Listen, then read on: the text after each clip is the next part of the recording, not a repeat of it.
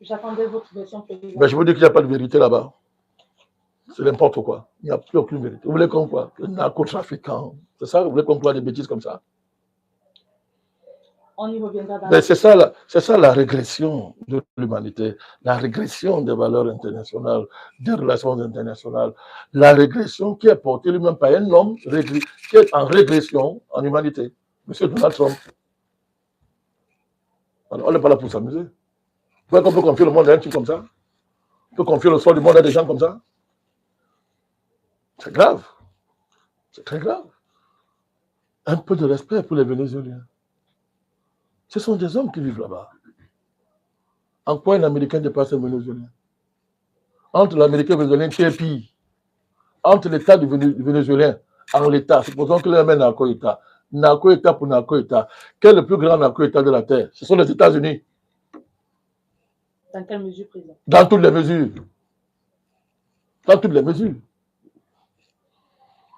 Dans toutes les mesures. Et ceux qui ont levé le narcotrafic au niveau d'une démarche géopolitique de guerre, ce sont les Occidentaux. Les deux guerres de l'opium qu'on a imposées aux Chinois. Ce n'est pas vous, honteux. Vous voyez que ça a disparu? Des guerres de l'opium jusqu'à aujourd'hui, ça n'a jamais disparu. Ceux qui portent ça, ceux qui entretiennent ça sont les mêmes forces qui sont au pouvoir aujourd'hui aux États-Unis et qui nous servent ce qu'on est en train de voir là. Quelque chose de terriblement honteux et d'inacceptable. Je dis bien d'inacceptable pour tout être humain qui a un certain cerveau. Voilà. Il n'y a aucune vérité dans la version américaine. Et ça n'a pas tardé, ça a commencé. Hein. La vérité commence à sortir. La vérité, elle attrape tout ça. Là, ça attrape tout ça. Ben, je vais pas aller plus vite que vous. Hein. Bien sûr, président Bonakani, on va un peu insister sur les sorties de M. Donald Trump, parce que dans l'une de ses sorties, il indiquait agir sur la base, il évoquait le droit national américain pour agir dans un autre pays. Président Bonakani, est-ce à dire que le droit national américain est égal ou supérieur au droit international? Dans leur tête, oui. Vous dites que ce sont les Yankees, non? Comment le monde peut assister le droit? C'est les Yankees. C'est quand ils ont liquidé les Indiens, ils avaient un problème. Ils étaient dans la destinée manifeste des États-Unis. Il fallait tuer les Indiens pour que Dieu soit content. Le Dieu américain est content quand on tue les Indiens. Quand on a génocide les Indiens, le Dieu chrétien américain était très heureux. Voilà, donc c'est normal. Et si c'est pas, on les a fait quoi pour ça? Et depuis qu'ils ont émergé comme puissants, regardez tous les ravages qu'ils ont fait après l'esclavage, les guerres qu'ils ont. Attendez, on ne peut pas évaluer le nombre de gens que l'Amérique a tués pour ça. Mais on les a fait quoi? Comprenez donc qu'ils aient trouvé ça, c'est devenu une norme de vie pour eux. C'est devenu une civilisation, madame. Et c'est devenu culturel. C'est grave. Il n'y a que Dieu pour aider les gens comme ça. Il n'y a que Dieu qui peut aider cette affaire. Parce que vous ne pouvez rien faire avec ça. Donc, le Yankees considère que son droit, c'est le droit international. Ces frontières sont des frontières internationales. Ce qui pensait être d'office international, puisque Dieu l'a envoyé sur terre faire ça. C'est la destinée manifeste. Et c'est une culture géopolitique partagée par l'État américain. Il est fondé là-dessus indépendamment des clivages démocrates républicains. Ils partagent ça sur des versions différentes. Oui. Même si souvent ils peuvent s'affronter pour être au bord de la rupture, mais c'est ça qui est au fondement de cet État-là. Donc du coup, M. Trump pense qu'un tribunal new-yorkais, quand un tribunal new-yorkais, si on appelle ça tribunal, c'est un tribunal Yankees, c'est-à-dire que l'État de droit américain, c'est un État de droit des Yankees, au fondement, c'est cette culture qui a engendré cet État, le fameux État de droit américain qu'on vantait tant, la fameuse justice indépendante. Ça fait pour idiot, une fois de plus, c'est pour idiot. Il n'y a aucune justice aux États-Unis, il faut arrêter ça. Mais les idiots, quoi? On prend ça pour exemple. Mais c'est ça. Après, nous sommes surpris quand la réalité de la démocratie américaine, de sa justice, de son éthique existentielle, de sa civilisation, quand ça nous rattrape, on est comme si on est surpris. On est surpris. Mais c'est ça l'Amérique. Ça a toujours été ça. Les hommes censés vous le disent depuis longtemps. Mais c'est le pays qui a combien de présidents assassinés, sans enquête, qui a abouti. Le dernier, c'est Kennedy. Vous appelez ça démocratie? Mais si les gens peuvent tuer 4, 5 présidents sans enquête, ça veut dire qu'il y a un État profond qui tient le pays. Mais à partir du moment où on ne connaît pas cet État profond, on peut le juger. Il n'y a pas d'état de droit dans ce pays-là. Qu'est-ce qu'il faut faire pour que les gens comprennent ça? Il n'y a pas d'état de droit. C'est pour idiot, ça. Donc, comprenez que le plus grand américain, le président, il considère que si un petit procureur de New York prend une loi, un jugement, c'est universel. Qu'est-ce qu'on va faire? C'est leur niveau. Voilà l'américain. Vous croyez qu'il n'y a plus que ça? Voilà l'Amérique. Donald Trump symbolise l'Amérique. Oh, on me dit non, non, non, non, non, non. Il y a les démocrates. Les démocrates, ils étaient pour candidat, je répète encore, Kamala Harris. Après Clinton, Obama. On sait tout ce qui va, ces gens-là. Obama, Clinton. C'est la racaille des racailles, ces gens-là. Qu'est-ce que l'Amérique vous offre depuis en termes de président, en termes d'offres politiques? Oh, ben vous êtes subjugué par son économie. On sait comment ça marche. Vous enlevez le dollar et ses privilèges, ça meurt là. Ça s'appelle la prédation. La prédation. La prédation. Ça s'appelle la prédation. Vous voyez là, c'est la prédation. Le bandit qui va prendre ce qui ne lui appartient pas. Et qui tue celui à qui appartient, ce qu'il veut voler. C'est simple que ça. Quand il ne le terrorise pas, ça s'appelle sauvagerie, barbarie. bien, si vous prenez des pays comme ça pour des modèles, ça engage que vous. Nous qui avons une autre pensée pour le monde, on ne peut pas accepter ça. On peut pas accepter ça. Mais c'est ce qui est devant nous. On vous a dit quoi d'autre?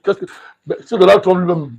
Pourquoi les gens veulent justifier des actes que Trump lui-même justifie parce qu'on voit? Il dit narcotrafic. Que c'est un narco-État. Vous voulez ajouter encore quoi?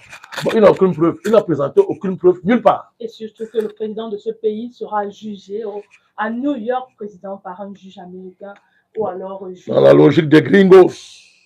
Gringos. Et selon le droit dans la logique américain. Gringos. Les Brésiliens comprennent ça bien quand on parle de gringos. Ils comprennent ça bien. Vous les Africains, quand on dit gringos, c'est là aucun écho pour vous. C'est normal. Et ce qui est bien, c'est qu'il faut que les Africains qui n'ont pas connu la barbarie américaine, parce que c'est longtemps caché derrière la France et les Européens, il est bon que le voile soit déchiré et qu'on voit que l'ennemi des gens, les voilà. Voilà. L'empire qui refuse de mourir. Président Manakani, en plein qui boit le sang des peuples. En plein 29, on assiste au triomphe de puissants présidents. Non, la preuve. Est-ce que c'est pas le ça n'a même pas encore fait un jour. Ça brûle aux États-Unis à l'heure où on parle. Vous savez, ça brûle. Dans le monde entier, à l'heure actuelle, ce petit gringo, il est en train de mordre ce doigt pour dire qu'est-ce que j'ai fait. Tous les stratèges américains pleurent. Il nous a livrés. Hein? Vraiment, on est exposé comme jamais on ne l'a été. On a le monde contre nous, comme on ne l'a jamais été. Ah, Dieu rend fou ceux qui me pètent. Dieu rend fou des petits tyrans. Dieu rend fou les leaders d'empire quand ils décident d'en finir avec les empires. Dieu ne détruit pas les empires comme vous les humains, vous ne croyez pas toujours. Là, Dieu dans sa gloire, il les détruit en les amenant eux-mêmes à se détruire. L'auto-destruction. On est là en pleine autodestruction générée par les pulsions de quelqu'un qui confond l'Amérique à l'humanité, au monde.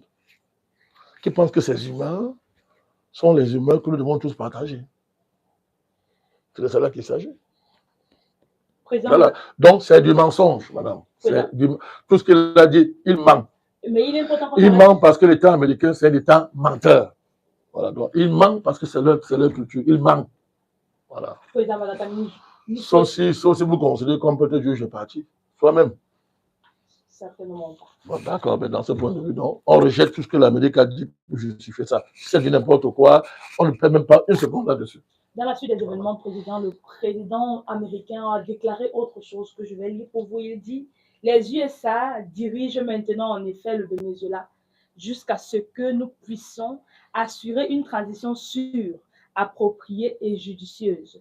Les compagnies pétrolières américaines souhaitent travailler au Venezuela. » Président, pendant que le président Donald Trump est en train d'indiquer ceci, au Venezuela, la vice-présidente, selon la Constitution, est en train de gérer l'intérim à l'absence du président vénézuélien. Président, comment est-ce qu'on doit comprendre cette contradiction? Rien ne s'est passé. Le film de Hollywood.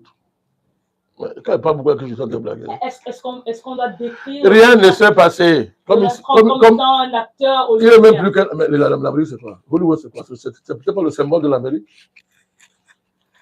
C'est un film. Vous êtes devant un film, c'est tout. J'ai écouté ce matin les Africains, comme d'habitude. Eux, ils sont toujours à part dans le monde. On dit que les Africains, ils sont toujours à part dans le monde. C'est-à-dire que quand le monde bouge, les Africains, ils sont toujours à part. On ne sait pas d'où ils sortent. Vraiment, l'Amérique a pulvérisé les systèmes de défense aérienne que la Russie a offert, ça ne vaut rien. Voilà le niveau des Africains. Hein. Voilà leur niveau. Voilà leur niveau. Il n'a pas vu un seul anti-aérien qu'on a pulvérisé. Il n'a pas vu. Il ne sait même pas à quoi ressemble une défense anti-aérienne. Il ne sait même pas. Comme les médias américains ont voulu couvrir le film, il répète. Rien ne s'est passé. Les Russes vous disent que mais on ne peut pas, l'Amérique ne peut pas détruire nos missiles anti-aériens. Elles n'ont pas simplement été activées, c'est tout. On n'a pas activé, c'est tout. Moi, si on l'a activé, mais sinon, Donald Trump, pourquoi il a attendu longtemps pour attaquer alors qu'il avait encerclé le pays? Ouais, ça aurait été facile depuis qu'il entre dans le pays, il fait ce qu'il veut. Il ne pourrait pas parce qu'il sait très bien ce qui se passait. Donc, tellement le monsieur était coincé, pour qu'il ne soit pas humilié, il fallait trouver une sortie à Donald Trump pour qu'il ne soit pas humilié. Puisqu'il a fait, on appelle ça quoi? Il a un blocus, il a chargé le Venezuela, encerclé le Venezuela, il a mis le Venezuela sous pression, pas, en toute violation de toute la légalité internationale et de toutes les valeurs de civilisation que le monde n'a jamais connues. Il a violé tout ça. Bon.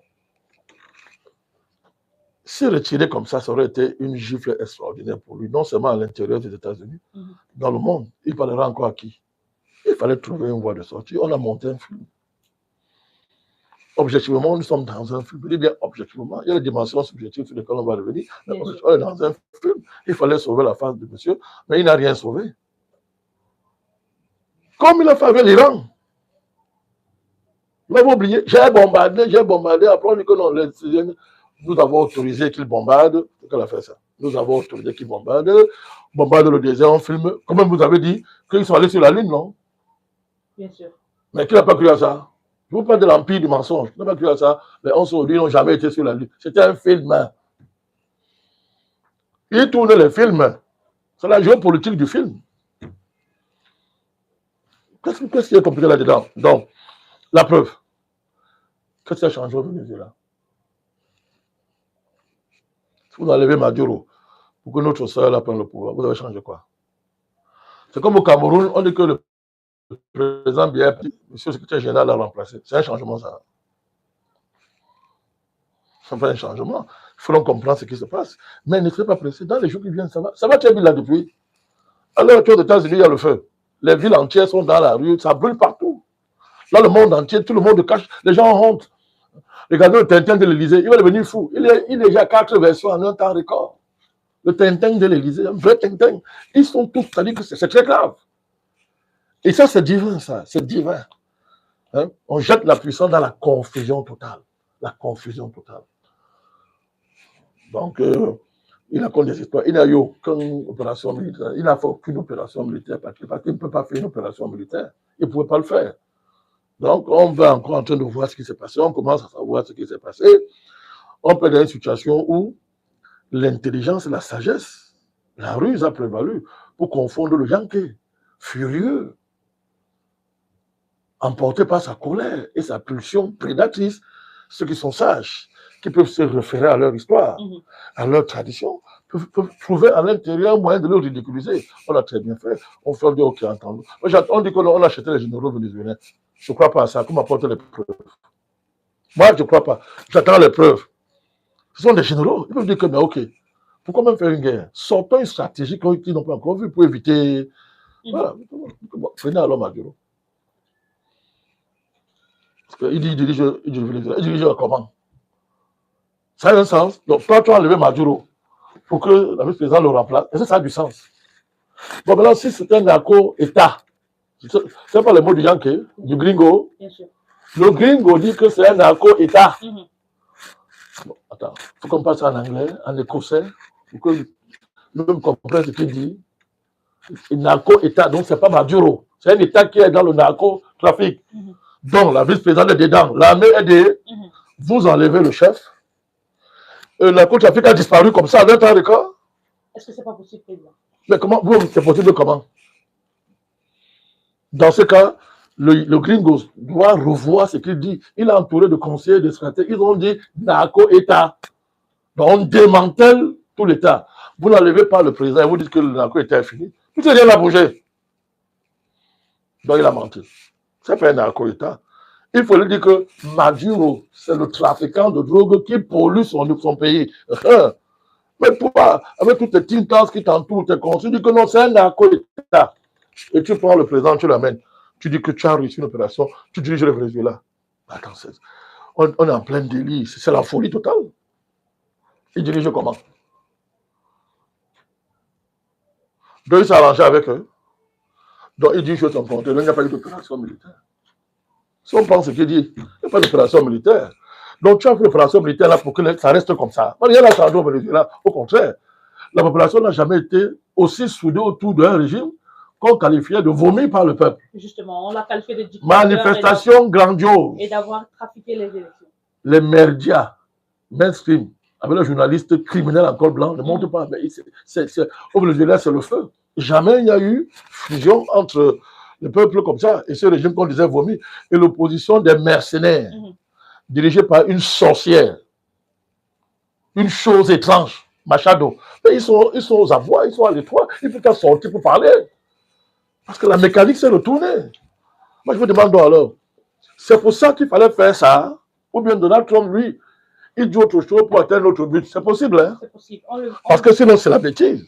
On verra cela dans la... Alors, si vraiment il cherchait à renverser le régime bolivarien, mais c'est pas ce qu'il fallait faire, parce qu'il a plutôt renforcé.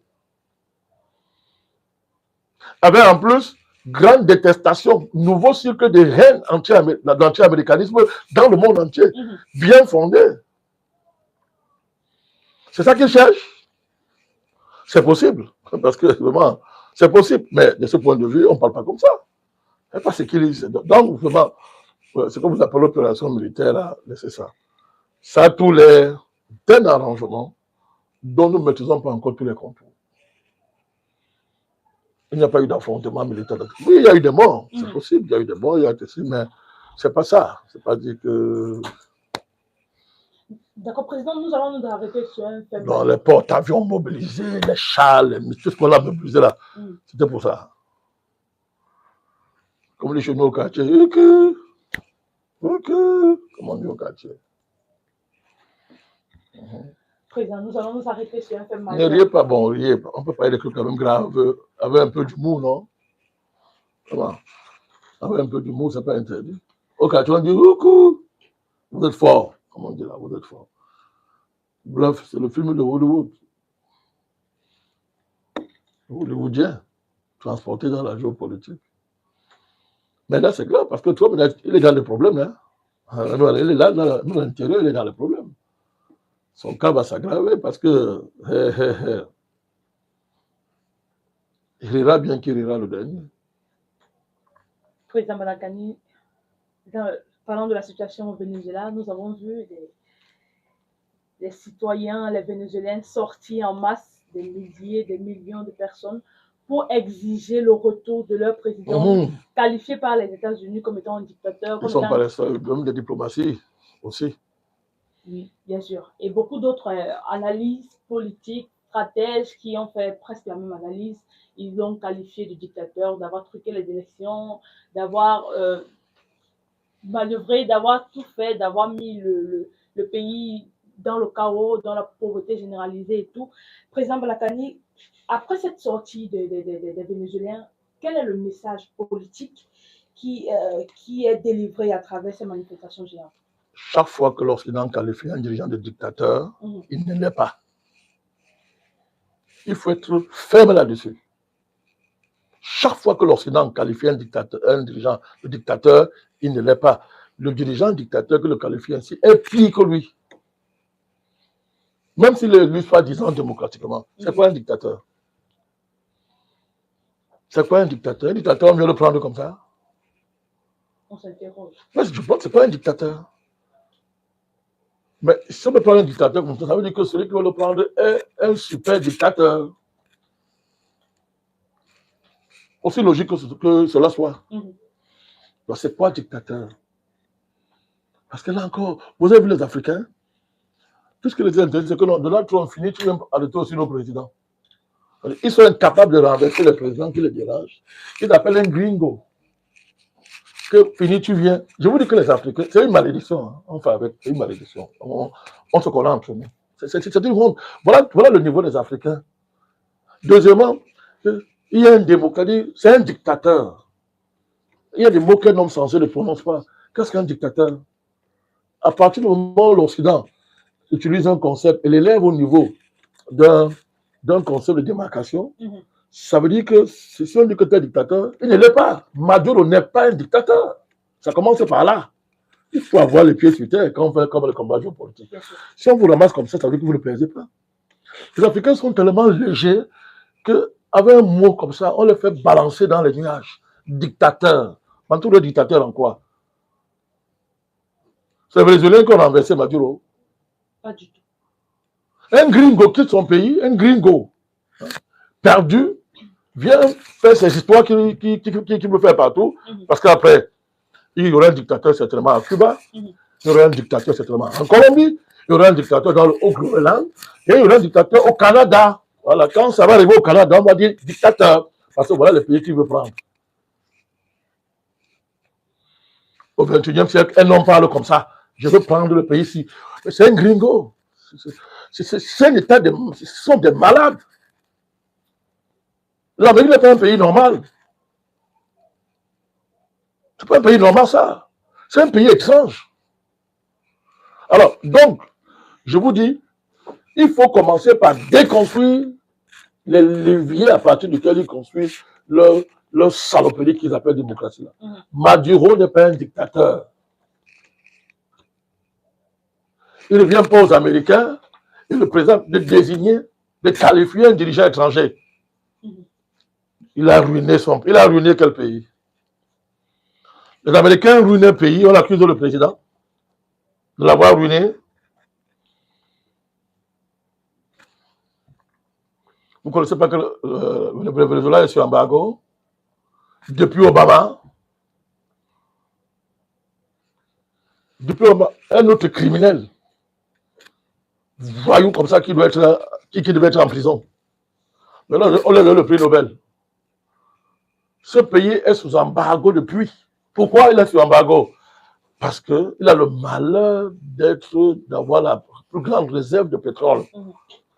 Je ne parle pas d'autres matières premières parce qu'ils ont d'autres matières premières, mais du pétrole. Le malheur de l'avoir eu. Et quand vous écoutez le gringo, qu'est-ce qu'il a dit dans son avion? Il dit, ils ont volé notre pétrole. Il appelle le pétrole Venezuela leur pétrole. Ben, vous pouvez rire, monsieur Jules. Parce que sinon on va pleurer. Il dit que c'est leur pétrole, il dit que c'est notre pétrole, ils ont volé nos entreprises, donc allons prendre notre chose. On parle comme ça au XXIe siècle. Mais un fou comme ça, vous appelez ça président? Un malade mental comme ça? Et pourquoi ils disent que c'est leur pétrole, madame? Parce qu'on est obligé de l'appeler un peu ça. Pour ceux qui disent, Maduro, c'était un dictateur. Un dictateur. Monsieur, les Américains ont confisqué le pétrole de ce pays dès l'indépendance de ce pays. Dans les années 70, ce pays produisait 3 millions de barils de pétrole par jour. C'était confisqué par les firmes américaines. Ça générait tellement de milliards. Mais les Vénézuéliens ne voyaient pas où ça passait. Les majors ramassaient tous les bénéfices, madame, et se le partageaient avec les criminels féodaux, propriétaires de terres. Et cette oligarchie qui tournait autour du pouvoir et qui était leur clientèle endogène. C'est de cette engeance que descend la sorcière qu'on appelle Machado. Elle descend cette engeance-là, la Machado. À qui, madame, on a donné le prix Nobel de la paix? Vous voyez ce que vaut votre prix Nobel de la paix? Prix Nobel de paix, mon œil. Prix Nobel de sorcellerie et de banditisme international. Voilà comment on a mis le prix Nobel de la paix. Ce prix Nobel de la paix, selon vous, s'inscrivait dans quoi? une chaîne géopolitique. Mais elle est forcément une démocrate. Dès qu'elle a pris le bas de la paix, le joueur là-dessus, qu'est-ce qu'elle a dit? Nous allons donner le pétrole vénézuélien aux Américains. Bien sûr. Vous voulez qu'on déchire nos habits pour que les Africains comprennent? Mais qu'est-ce qu'il y avait les Africains? Qu'est-ce qu'il y avait les Africains? Cette dame-là a dit, dès qu'on avait pris le bas de la paix, elle a dit, nous allons donner le pétrole vénézuélien aux Américains. C'est-à-dire qu'elle s'inscrivait déjà dans le... C'est une chaîne géopolitique. Cette chaîne géopolitique, c'est-à-dire, prend sa source depuis l'indépendance du pays, quand on a confisqué le pétrole du pays. Donc, ces gens-là se partageaient l'argent du pétrole, les milliards, ils se le partageaient, jusqu'à ce que madame arrive au pouvoir, Hugo Chavez. Il a commis donc le crime. Là, on dit donc que comme Chavez a chassé les firmes américaines, il a nationalisé le pétrole vénézuélien, et il a redistribué ce pétrole-là aux pauvres. Monsieur Chavez, alors que sous domination américaine, quand le pétrole appartenait aux firmes américaines, 70% de Vénézuéliens vivraient dans l'extrême pauvreté, madame. Quand Chavez devient président, il renverse les chiffres. Il renverse les chiffres. 9 millions de Vénézuéliens sortent de la pauvreté. 9 millions. Des classes sociales qui n'existaient pas ont émergé. Ils ont commencé à aller à l'école. Accès au logement. Accès à la santé, madame. Accès à l'enseignement supérieur. Il a changé complètement le visage du pays. Et donc, il a commis le crime que les gringos ne pardonnent jamais. Voilà pourquoi Donald Trump vous dit qu'on a pris notre pétrole, on a pris nos entreprises, on a pris nos investissements. Nous allons reprendre ce qui nous appartenait. Voilà cette affaire. Alors, l'Amérique a décidé, on a fait des coups d'État à M. Hugo Chavez. 2002, on lui fait un coup d'État. Ça marche 2 jours. Le peuple le ramène au deuxième jour. Le peuple le ramène au pouvoir. C'était derrière les gringos. Donc, c'est une longue chaîne de déstabilisation qui, depuis Chavez, veut déstabiliser l'économie du Venezuela parce que l'industrie pétrolière du Venezuela est aux mains des Américains. Ils ont maîtrisé les circuits d'investissement, les circuits de transfert technologique, ils maîtrisaient tout ça. Donc, fort de cette expérience-là, ils ont décidé de détruire l'économie du Venezuela. Donc, entre-temps, on a saboté. Quand le prix du pétrole chute, madame, les Américains décident de diriger une guerre géoéconomique contre le Venezuela. On profite de la chute du pétrole, qui a été organisée en passant. Ça a été organisé. On chute le pétrole, on fait chuter le prix du pétrole le Venezuela qui avait une économie entière basée sur le pétrole, se retrouve totalement désarmé. Et on décide donc à partir de ce moment-là de le mettre sous sanction, embargo. Moi, je vous pose une question. Quel que soit le génie d'un dirigeant, comment est-ce que vous vous en sortez? Et pendant ce temps, on finance une opposition de vauriens, de traîtres, comme ce que vous avez dans vos pays-là. On les finance. On fait des campagnes médiatiques. On les sanctifie à l'échelle internationale pendant qu'on diabolise nos dirigeants. Vous faites quoi? Mais le régime a tenu jusqu'à présent. Pourquoi? Parce que le bolivarisme a créé, c'est-à-dire les Vénézuéliens se souviennent de ce que ce régime politique leur a apporté. Sinon, ce régime aurait été balayé depuis très longtemps. Très longtemps. C'est ça, le Juan Guaido, un autre sorcier. Les Machado, tous ces gens que vous présentez là. C'est quoi cette position dans un pays qui, pour le pouvoir, vend le pays à l'étranger? On parle de quoi? De quoi est-ce qu'on parle? Qui peut laisser comme vendre son pays à l'étranger quand tu as le balai du pouvoir? Et alors, on l'appelle dictateur. On n'est pas là pour juger si les individus sont parfaits ou pas. C'est pas ça qu'il s'agit. Nous parlons des rapports réels. Les rapports réels, qu'ils soient économiques, qu'ils soient sociaux, qu'ils soient culturels, qu'ils soient économiques. C'est ça que l'on parle. Dites-moi encore, Maduro est un dictateur parce qu'il défend son pays? Parce qu'il défend son pays? Là, il y a la démocratie aux États-Unis. Pourquoi le Magas a réussi aux États-Unis? Pourquoi? Parce que les Américains disent que la démocratie, là, c'est une démocratie qui a liquidé la souveraineté américaine. C'est pour ça qu'on l'a mis, qu'on a élu de notre pouvoir. Même si aujourd'hui, il a oublié pourquoi on l'a élu.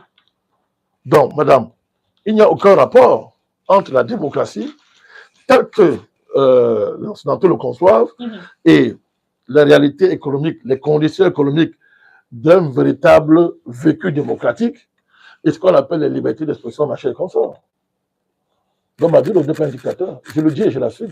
Il n'est pas un dictateur. On n'est pas dictateur parce que votre tête ne plaît pas à un gringo. Voilà. Merci, président. Voilà qui est... Alors là, il faut être vraiment ferme avec ça.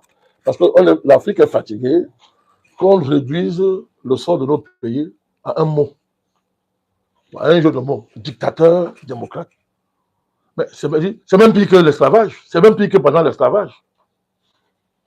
Notre cas est grave. Que les Africains reprennent ça.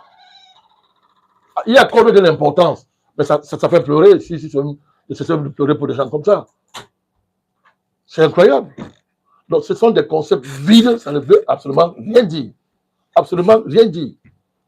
Les mêmes Américains ont reconnu les putschistes qui, en 2002, avaient renversé un président élu. Chavez a été régulièrement élu quand il était président. Véritable élection. Pourquoi ils ont voulu le renverser? Alain n'a pas été élu. Alain du Chili n'a pas été élu. Il est devenu un dirigeant assez gênant. À l'époque, Kissinger avait dit, clair, que vous les Chiliens, on va vous punir parce que vous avez commis une erreur. Vous avez élu démocratiquement quelqu'un que nous ne voulons pas vous punir. C'est ça. On a le tué dans son palais. Et qui arrive au pouvoir? Le fameux Pinochet. Mais qui vous parle de démocratie? Qu'est-ce qu'ils connaissent de ça? Qu'est-ce qu'un truc comme Macron? Qu'est-ce qu'ils comprennent de la démocratie? L'Occident peut être un jour démocratique. Mais le rôle également des dirigeants, c'est d'anticiper sur la voracité de l'État américain. C'est pas facile quand vous avez des opposants comme ce qu'on voit là, au Venezuela. Vous faites comment? Et c'est le cas dans tout. Vous voyez que c'est une géopolitique mondiale. Dans tous les pays du monde qu'on veut déstabiliser, qu'on veut conquérir, on fabrique une opposition, dans des Machado, des Juan Guaido. Ils sont pleins en Afrique comme ça. Au Cameroun, ils sont pleins. Partout, ils sont pleins. Ils sont pleins. Et ils sont financés. Dans des contextes où l'État n'a même plus de moyens, mais eux, il y a l'argent pour les financer. Toutes vos monnaies ne vous appartiennent pas. Donc, il faut être extrêmement ferme. La démocratie, c'est un régime qu'un peuple se donne librement. À partir du moment où un étranger vient imposer un régime, ça ne peut pas être une démocratie. Si les opposants sont incapables de renverser ceux qui sont en face d'eux et qu'ils sont obligés d'aller chercher leur renfort à l'extérieur, ce sont des traîtres. Ils ne sont donc qu'une démarche démocratique. Il faut qu'un peuple se donne l'homme de dirigeants qui veut se donner. Là, on parle de démocratie. Les Vénézuéliens n'ont pas renversé leur président. Un gringos est venu voler ce qui ne lui appartient pas. Monsieur le Président, vous dites que les Vénézuéliens n'ont pas renversé le président. Mais c'est une situation qui est actuellement, c'est un fait que leur président a été déporté et le peuple vénézuélien, malgré le soutien populaire qu'ils ont apporté à ce régime, n'a pas pu s'opposer à ça. Est-ce qu'il n'y a pas une contradiction structurelle? Il résiste depuis 90, monsieur. Vous devez saluer un peuple qui résiste depuis 90. De 90 à 2025, ils ont résisté. Vous voulez qu'ils fassent quoi? Il arrive, ça arrive dans l'histoire, que les peuples, dans leur résistance, soient épuisés. Face au caractère extrêmement maléfique de l'ennemi qui est en face. Ça arrive. Ce n'est pas une raison pour qu'on blague avec les principes. Ce n'est pas une raison pour que la vérité remplace le mensonge. C'est ça aux Africains, c'est leur travail. C'est fait qu'ils sont maudits. C'est ça, d'autres qui racontent des bêtises. Le peuple vénézuélien, s'il n'avait pas été avec Maduro, il y a longtemps que ce régime serait tombé. Il n'est pas tombé. Pourquoi Trump, qui est 6 fois obligé de négocier, il prend Maduro et le régime reste en place? Ça ne vous dit rien? Pourquoi il n'a pas le pouvoir aux opposants? Pourquoi il n'a pas allé au bout et ramasser la chose de la mettre le président une fois? Pourquoi il n'a pas fait? Il fallait qu'il le fasse, non? Il ne peut pas.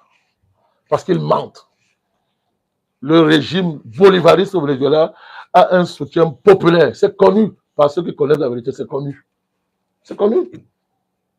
C'est connu. Il y a des structures de la pauvreté qui sont entretenues en Amérique latine, qui s'originent depuis les conquistadors espagnols. Mais qu'est-ce qu'on va faire pour que les gens comprennent ça? Malgré tous les combats d'émancipation qui ont été menés par le grand Simon Bolivar et tout ça, les structures de l'impérialisme ont remplacé la colonisation espagnole. La doctrine Monroe, c'est quoi? C'est la sauvagerie américaine. Tout fait pour qu'aucun pays n'émerge sur le plan économique. C'est sa basse-cour, son arrière-cour. La doctrine Monroe veut dire que c'est notre basse-cour. Personne n'émerge ici. Pas d'économie forte. C'est comme le précaré français. La même chose. Pas d'économie forte. Rien. On a tué des présidents pour ça, assassiné des présidents pour ça. Qui a installé les militaires au pouvoir plus que les États-Unis l'ont fait en Amérique latine? Qui l'a fait? Mais il y a également les Américains. Qui s'est mis en Amérique latine pour essayer de contrer l'impérialisme américain. Mais si je parle de ça, c'est dans un processus. On est dans un processus. Je parle de ça. Je vous dis donc que Mais le processus suppose qu'on connaisse les différents aspects du processus. Dans le processus, il y a deux tendances prioritaires. Il y a la tendance impérialiste sauvage barbare, c'est le gringoïsme yankais, et d'un côté la résistance, la lutte historique, héroïque des latino-américains, incarnée par Bolivar, les José San Martin, les Indians. Et c'est ça la continuité qui est assurée par le régime bolivarien, chaviste et de Maduro. C'est ça qu'on veut détruire. Quand on fait l'analyse, on ne se limite pas simplement aux aspects factuels du moment, tels qu'ils vous sont servis par la propagande des gringos. On analyse sérieusement une dynamique qui est en train de se mettre en place. Donc, c'est de ça qu'il s'agit. Il y en a qui disent que, OK, le socialisme vénézuélien, bolivarien, est incapable de gérer l'économie en restant sur une rente. Mais la rente est la conséquence de l'impérialisme. La rente est la conséquence directe de l'impérialisme. Mais est-ce qu'ils n'avaient pas les moyens c'est-à-dire d'intégrer cette économie de manière locale, de telle sorte à bénéficier de tous les circuits des chaînes de valeur? Mais chaque fois que vous essayez, vous savez ce qu'on appelle la guerre géoéconomique? La guerre géoéconomique veut dire que les Occidentaux, à travers la mondialisation, à travers les processus qui ont précédé la mondialisation, qui ont précédé la globalisation, qui ont précédé l'internationalisation de l'économie, ils ont réussi à construire une interstructurelle globale qui leur permet de tenir l'économie mondiale et d'enfermer chaque pays dans un sort quand ils le veulent. Que va faire un pays du tiers-monde lorsque les chasseurs en meute décident que toi là, tu ne bougeras pas, selon la charte de l'impérialisme? Tu ne bougeras pas. Tu fais quoi? On te fait la guerre géoéconomique. C'est ce qui arrive à tous les pays qui veulent s'élever. Les embargos servent à ça, mon cher Jules. Le Zimbabwe l'a connu pour délit d'indépendance sur Robert Mugabe, où les Anglais ont décidé de ne respecter aucun accord sur le Lancaster House. Cuba souffre de quoi? Au point même oublier que Cuba est sur embargo depuis combien d'années? Ça fait 60 ans d'embargo, plus que ça. Et qu'est-ce que l'embargo? C'est casser votre économie. C'est le briser. Mais quand on vous impose, on vous met sur embargo, on dit non, non, non, non, non. Le dirigeant, c'est un mauvais gestionnaire, il ne sait pas faire l'économie. Comment interroger dans le rôle? On ne peut pas accepter ça. Comment interroger le rôle des puissances régionales? Ça ne veut pas dire qu'il n'y a pas de raison endogène. Mais ces endogènes-là sont les qui? Ce sont les blancs à la peau noire qu'on nous a fabriqués. Est-ce que le système démocratique en lui-même, c'est-à-dire le respect des élections selon les normes du consensus de Washington, est-ce que ce n'est pas cela qui pose problème, fondamentalement? Démocratie néocoloniale. Vous parlez à quelqu'un qui n'a jamais accepté ça. Ça ne peut conduire aucun pays à l'émancipation. Ce n'est pas la démocratie qui a développé l'Europe, c'est la prédation. C'est la prédation, ce n'est pas la démocratie. Ils n'ont jamais été des démocraties. Depuis la Grèce antique jusqu'à aujourd'hui, ils n'ont jamais été des démocraties. Sauf pour les idiots qui n'ont pas de culture. Comment interrogez-vous donc le rôle des puissances régionales? Il y a quand même des puissances en Amérique latine. Quelle puissance? Quelle puissance? Puissances comme le Brésil. Le Brésil, c'est un pays. D'autres pays de la ligne de fond, comme Cuba. Il y a justement une différence entre le Brésil et le Venezuela. Laquelle? L'économie brésilienne est prise en charge dans sa globalité par les puissances financières qui veulent détruire le Venezuela. Les Rothschild, par exemple, vous n'avez pas lu le tweet des Rothschild, ils ont félicité Donald Trump. Que bon travail. Les Rothschild l'ont félicité. Pourquoi? Parce qu'ils n'avaient pas le contrôle sur les banques vénézuéliennes, monsieur. Parce qu'ils n'avaient pas le contrôle sur le système monétaire vénézuélien. Pourquoi les Rothschild peuvent saluer Donald Trump? Ça les concerne en quoi? Mais il n'y a pas de Brésil sans les Rothschild. Allez lire. Nous allons avancer dans le cadre de cette Ça n'enlève rien à toute l'amitié qu'on a pour Lula. On regarde sa trajectoire, qui lui vient. Mais la vérité, elle est là. Ça fait donc que vous voyez que sur l'échiquier géopolitique, les deux pays, on les met en concurrence de temps en temps pour les besoins de la cause.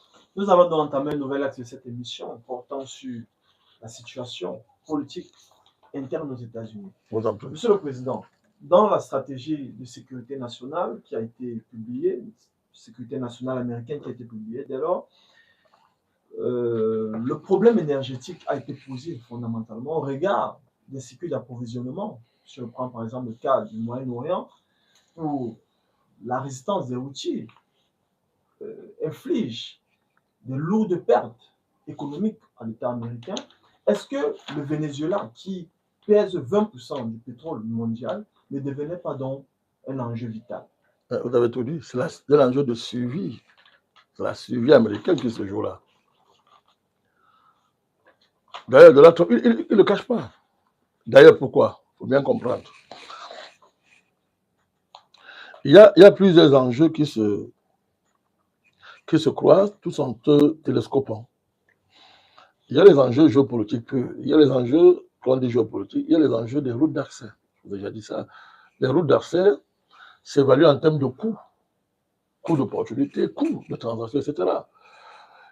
Quand vous prenez, il vous faut 1 mois et demi, 2 mois pour qu'un bateau, par exemple, pétrolier que vous chargez, s'il part du Golfe Persique pour arriver, par exemple, aux États-Unis, à l'est des États-Unis, il vous faut 1 mois et demi. Ça coûte cher. Ça coûte cher. Maintenant, au Moyen-Orient, les Américains sont en perte de vitesse. La Russie, la Chine se sont implantés dans le Moyen-Orient. Avec ce qui s'est passé avec l'Iran, qui en dernière instance continue à porter ce qu'on a appelé l'accès de la résistance. Les routes d'accès ne sont plus sécurisées en faveur des Américains. Il y a un double enjeu. Et il y a l'épuisement du pacte qui a été signé avec les Saoudiens. Pétrodollar. Tout le monde parle de ça maintenant, c'est vulgaire là. Bon, ça s'épuise parce que même les Saoudiens n'envisagent plus leur avenir en termes de pétrole. D'où leur entrée à fond dans les BRICS et d'où le refus que le prince a opposé à Biden, quand il lui a dit, monsieur, osez jouer, aidez-nous à régler la question du pétrole en manipulant les prix, en manipulant la production. Il a dit, niet, jamais vu, niet. Il dit niet.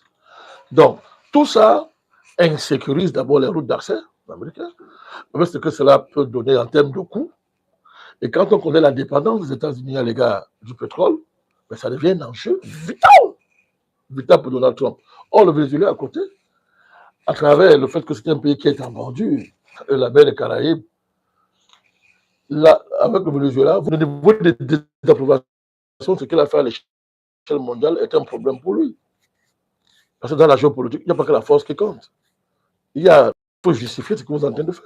Il faut qu'à un moment donné, l'opinion comprenne, ou bien soit totalement ignorant ce que vous faites. Mais là, tout le monde qu'on a fait un État bandit, dirigé par un gringos, qui va attraper le président, mais va l'attraper. Il a mis 50 millions de dollars, vous avez oublié, pour celui qui devait arrêter Maduro. Je ne sais pas si vous voyez dans quel monde on est.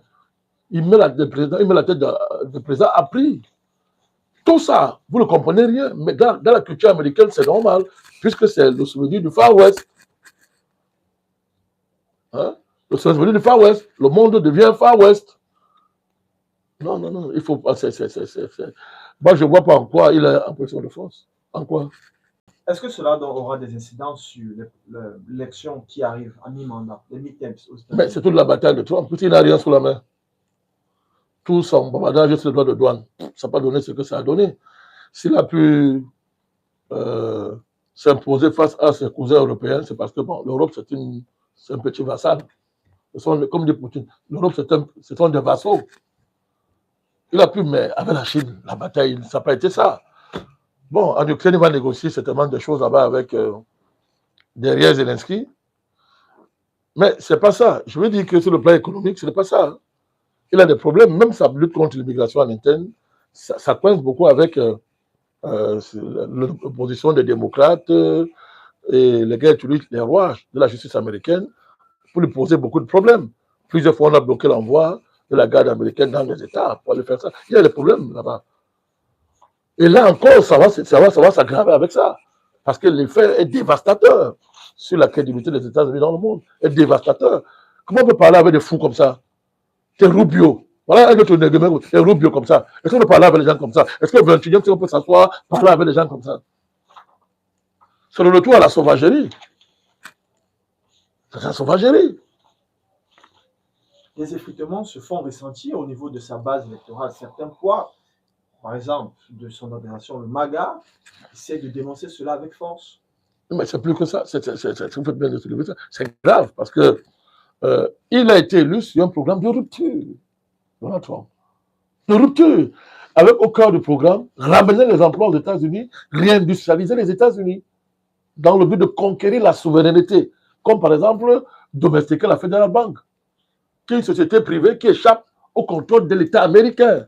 Le MAGA, c'est vous voir que c'est ce qu'il veut. Or, il a abandonné le MAGA pour aller épouser la vieille robe du vieux parti républicain. C'est-à-dire, on est revenu à l'époque des Bush, père et fils. Or, il était censé incarner la rupture. On est retourné à ça. Parce que la génération des Bush, père et fils, c'était une horreur. Vous vous souvenez des attentats du 11 septembre 2021, je pense, 2011. Pardon, 2001.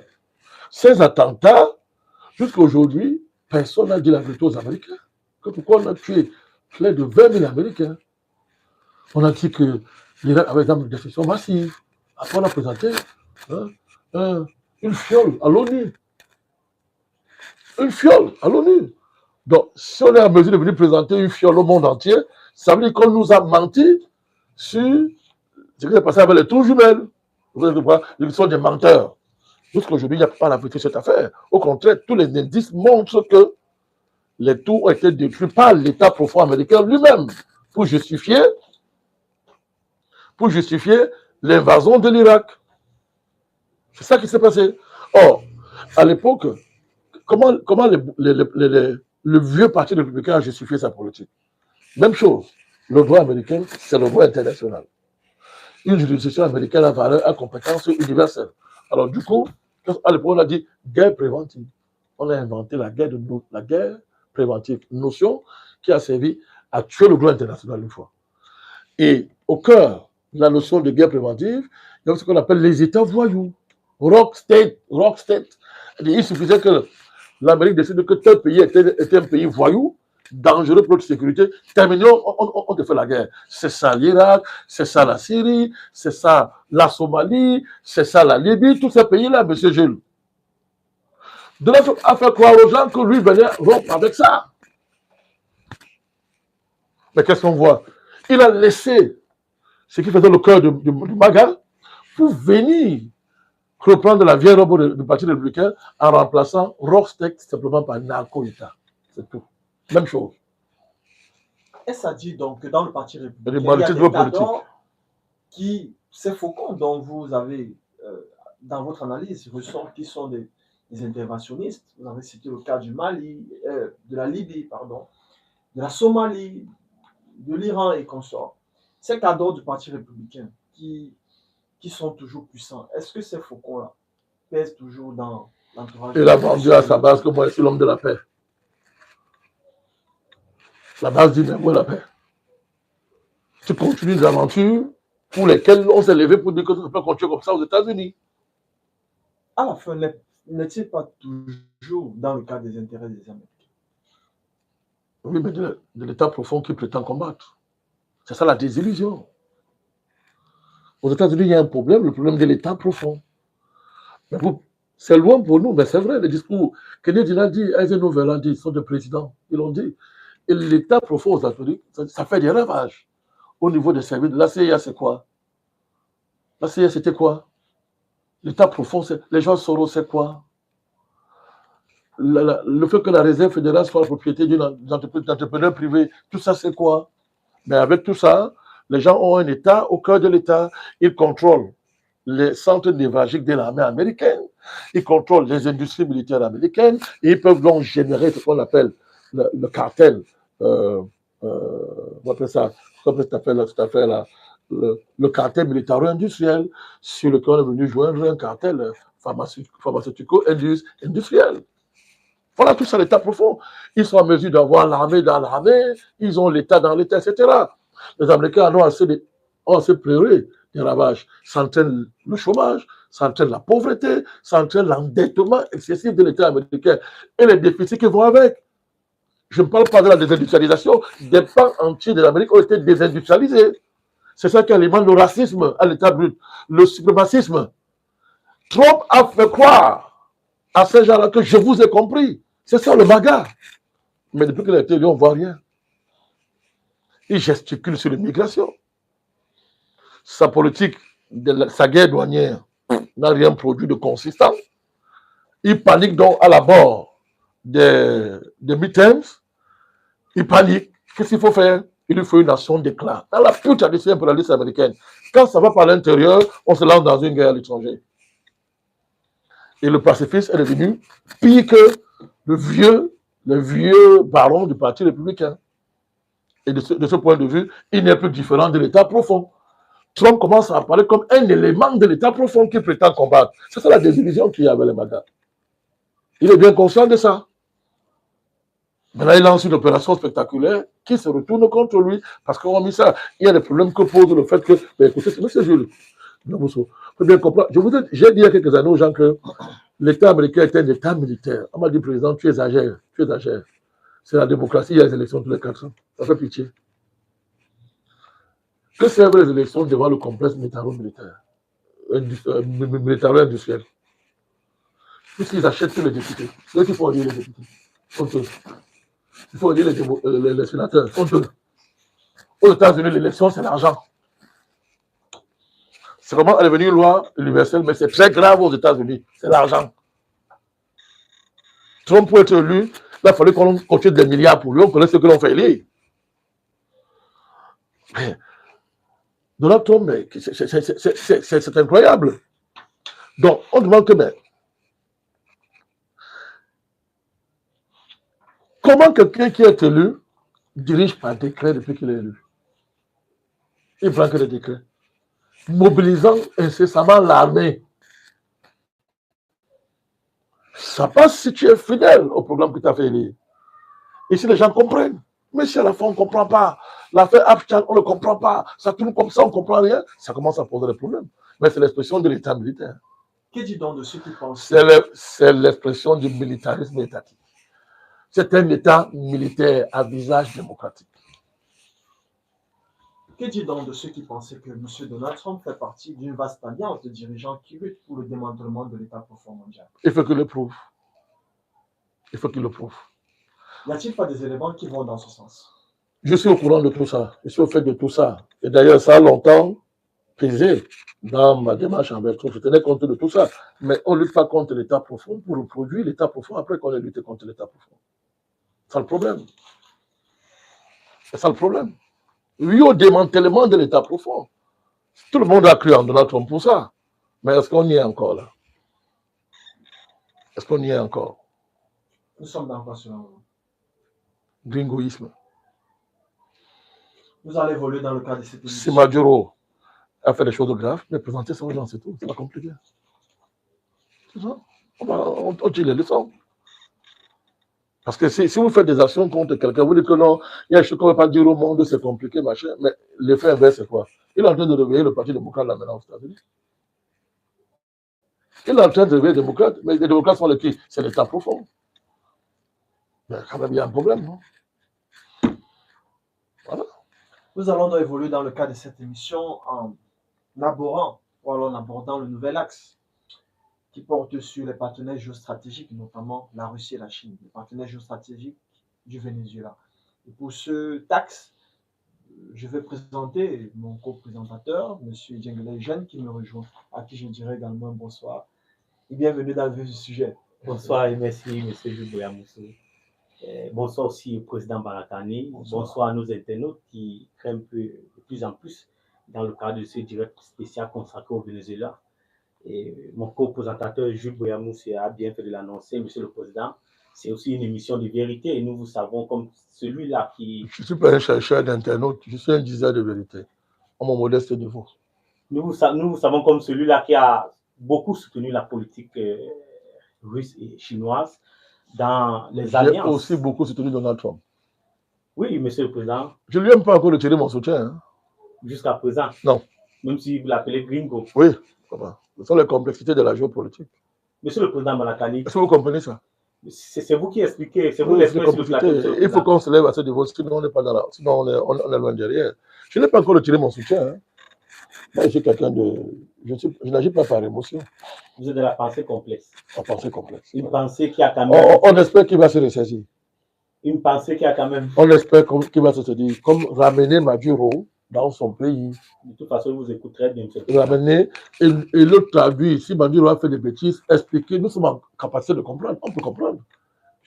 On n'est pas naïf. Nous connaissons les ravages de l'État profond en Amérique latine. Avec l'argent, tout ça, on connaît tout ça. C'est que les Clinton, les Obama, cette agence de vipères, les Bush père, Bush fils, on connaît ce qu'il y avait derrière la doctrine Monroe. Big stick, comme ils disent dans le anglais là. Moi, je ne suis pas écossais. Voilà. Donc, big stick, comme ils disent là. Je dis que je ne suis pas écossais. Je ne sais pas anglo-saxon ou tout machin là. Donc, je suis africain, fier et camerounais. Voilà. Donc, eux, ils ne parlent aucune des langues africaines. Donc, ça sort comme ça sort. Comme dit quelqu'un, notre ami Malox. Donc, la politique du big stick a servi de cache-sexe à des choses horribles, comme le trafic d'enfants, le trafic d'organes humains, des choses terribles, le pédosatanisme. Nous, on connaît tout ça. Mais c'est de ça qu'il s'agit. Mais ce n'est pas comme ça qu'il faut procéder. Dites aux gens. Parce que si on fait une politique, mon cher Djangele, qui consiste à lutter contre l'État profond, pour avoir contre soi tous les peuples d'Amérique latine, il y a un problème. Il y a un problème sur le plan stratégique. Il y a un problème. On ne fait pas ça pour avoir contre nous tous les peuples de l'Amérique latine. Je ne parle même pas de l'Afrique. Vous êtes en train de réhabiliter l'État profond qu'on voulait combattre. Monsieur le président Banakani, tout au long de l'émission, vous avez bien expliqué la politique de double jeu de Donald Trump. Non, le gringo doit descendre sur terre. Et la tradition prédate. Le monde ne se limite pas. À New York et à Washington, ils ne sont rien. Ils ne sont pas plus que l'Empire romain, plus que les empires qui les ont précédés. Ils ne sont rien. Le gringo doit être civilisé. Voilà. Mais monsieur le président Banakani, certains géopoliticiens souvent apportent des critiques dans votre analyse et se sentiront peut-être encore assoiffés de voir comment vous frappez les États-Unis. Mais vous n'insistez pas sur... J'ai toujours frappé, j'ai toujours été contre les États-Unis. Je suis un anti-impérialiste. Mais sauf que là, vous n'êtes pas en train d'insister sur vos amis que vous appelez Russes et Chinois dans la stratégie globale du monde multipolaire que vous soutenez tant. Qu'est-ce que vous voulez que je reproche à mes amis? Mais monsieur le président Banakani, les BRICS ont été créés, ont été fondés et ils avaient été annoncés par ces deux grandes puissances, la Chine et la Russie, sur le processus de dollarisation. Ouais. Et ça avait été applaudi, même par vous, monsieur le président Banakani, pionnier panafricaniste. Et le monde panafricaniste avait applaudi parce qu'on savait que c'était une manière, la dollarisation signifiait aussi de retirer le fardeau que les peuples de la terre portent à travers le travail qu'ils produisent, mais qui est, si on peut dire comme ça, qui est bénéficié par le dollar, puisque les monnaies sont assises sur le dollar. Mais jusqu'aujourd'hui, monsieur le président Banakani, on va vous poser cette question, c'est vous qui analysez. Est-ce que ce projet était vraiment, ce projet des BRICS de dollariser le monde, était un projet de libération globale, était un projet stratégique ou était un réel projet de libération des peuples de ce fardeau? Le processus de dollarisation est incontestable, il est là. Mais comment est-ce qu'il se manifeste, monsieur le président Banakani? Il se manifeste par la quantité d'échanges qui se font en dehors du dollar, qui se font en yuan, qui se font désormais en roupies, la monnaie indienne, qui se font en roubles. Vous admettez au moins que depuis les sanctions imposées, depuis le cycle de sanctions, parce que c'est ces sanctions qui se succèdent, le cycle de sanctions imposé à la Russie commence avec quoi? Avec le rouble. Donc c'est un processus qui est réel, il est là. Maintenant, est-ce qu'il a la hauteur? Est-ce qu'il a la hauteur du défi du dollar? C'est une question qui a sa place. Je ne suis pas membre des BRICS, moi. Je suis membre des BRICS. J'observe ça. Moi, les BRICS sont, dans ma panoplie géopolitique en tant que panafricaniste, un levier parmi d'autres. Vous ne comprenez pas ça? Vous voyez que nous, on est quoi dans les panoplies russes? Nous sommes aussi des leviers. Mais nous interrogeons ce processus. Mais je vous réponds. La situation du Venezuela. À vous répondant, je réponds à ceux qui veulent critiquer. Donc, écoutez, il y a vraiment des Africains particuliers. Ils sont étranges. Dès que la Russie a un problème, ils attaquent l'AES. Vous n'avez pas observé ça? Dès que la Russie pose un acte géopolitique qu'ils ne comprennent pas, ils attaquent l'AES. Ce sont les Africains, ils sont noirs. Ils sont noirs. Non, ils doivent réfléchir. Puisque la Russie est des alliés stratégiques du Venezuela. Un allié stratégique, c'est différent d'un allié qui peut entrer en guerre pour toi. Une alliance de défense n'est pas une alliance stratégique, c'est deux choses différentes. On peut être allié stratégique sans qu'on ait un accord de défense. Ça veut dire que si tu es en guerre, j'entre en guerre avec toi. Regardez les Russes. Ils ont un accord de défense avec les Coréens du Nord, la Corée du Nord. le véritable allié militaire de la Russie dans l'opération spéciale militaire en Ukraine, c'est qui? C'est la Corée du Nord. Parce qu'ils ont un accord de défense dans lequel il est stipulé que on attaque militairement, j'entre en guerre. Si un État signe un accord stratégique avec la Russie dans lequel il n'y a pas un accord de défense, dans le centre, accord de défense, même l'anglais pour le préciser, hein, c'est-à-dire un accord de protection mutuelle militaire. S'il n'y a pas ça, la Russie ne peut pas intervenir pour vous si on vous attaque. Est-ce que vous comprenez ça? Bon, il faut expliquer ça aux Noirs, là, aux Négrions, là, qui s'agit dans les autres sociétés. Mais vous dites, mais c'est extraordinaire. Comment les gens peuvent être aussi contre leur continent comme ça? C'est-à-dire, dès qu'il y a un problème, là, ils vont tomber. Hein? Vous croyez aux Russes? Qui leur a dit que non, aux Russes? Qui leur a dit que le panafricanisme, ça veut dire que nous, on est les enfants des Russes? Qui a dit ça un jour? Moi, j'ai dit ça un jour dans ma vie. Les Russes sont un partenaire stratégique. Ils ne sont pas nos libérateurs. Les panafricanistes ne l'ont jamais dit. C'est la France qui le dit. Parce que les gens. Mais que des Africains. Dans ce même. Ça fait pitié. Si leur tombe là, à qui ça profitera? Ils vont gagner quoi? Ils ne mesurent même pas le recul que le continent va connaître avec la chute de l'AES. Ils ne mesurent même pas ça. Mais ils sont les Africains. Comme ceux qui ont applaudi les esclavagistes. Dont leur critique est infondée et inconsistante à tout point de vue. Ils n'auraient pas le temps d'étudier et de lire. La Russie intervient dans un pays en fonction des accords que vous avez signés. Si vous n'avez pas, si dans vos accords, il n'y a pas des accords, monsieur le Vénézuélien n'a pas un accord de défense mutuelle avec la Russie. Ils ont des accords stratégiques en matière d'armement, etc. La Russie a été fidèle par rapport à ça. Elle a livré tout ce qu'il fallait livrer aux Vénézuéliens en fonction de leurs demandes. Ils l'ont fait. Les Russes l'ont fait. Monsieur le Président Banakani, est-ce que les rapports ou encore les relations entre les États doivent se limiter au niveau des accords stratégiques ou bien militaires? Très bien, mais là, c'est une bonne question, c'est notre débat. Mais il fallait d'abord liquider les histoires des Africains. Qu'ils racontent là, qui n'ont pas de sens, il faut régler ça. Je répète encore, si vos dirigeants considèrent la Russie en termes géopolitiques comme un bazar, un marché, mais on vous envoie Africa Corps, ancien Wagner, ce n'est pas aux Russes de formuler vos besoins. Est-ce que vous comprenez ça? Donc, comment les gens se conforment? Mais pour eux, quand ils voient pour Poutine, on veut les armes, on veut ceci. Il manquait un peu, ils vont commencer à danser et arrivent, si c'est leur travail. Parce que nous, on est très forts dans les choses comme ça. Donc, ce n'est pas aux Russes, quand les Africains vont rencontrer des pays, ils sont 300 000. Chacun va poser sans problème. C'est ça le spectacle que nous présentons. On n'a pas encore compris certaines choses. Le panafricanisme a encore du travail devant lui. Et on le fera volontiers. Mais de là à vouloir liquider une dynamique panafricaniste qui est la seule chose de bon qui soit arrivée au continent africain depuis plus de 100 ans, c'est la malédiction des Africains qu'on voit se mettre à l'œuvre là. Il y a un problème. Il y a un problème. Donc, ça n'a rien à voir. Maintenant, je reviens à votre question. Il y a des principes. Et là, je vous rejoins maintenant. Il y a, mais sans naïveté aucune, je vous rejoins. Et là, on peut interpeller la Russie et la Chine. Le fait que, indépendamment de la nature des accords stratégiques qui vous lient à des pays partenaires, il y a des principes de souveraineté. Qu'est-ce que vous en faites? Là, vous êtes en voie de les interpeller. Il y a des principes de souveraineté à laquelle la Chine est attachée, si on se fie à ses discours publics, à laquelle la Russie est attachée, si on s'en fout, si on se fie, que vous lisez les briques, que vous lisez toutes les déclarations stratégiques de la Chine ou de la Russie, ils considèrent que pour eux, c'est même sacraliser ce principe-là.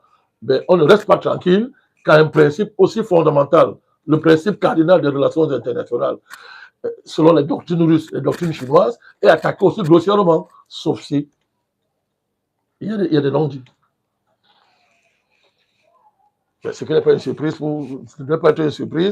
pour ceux qui connaissent la nature des relations internationales et le rapport que les États ont aux relations internationales.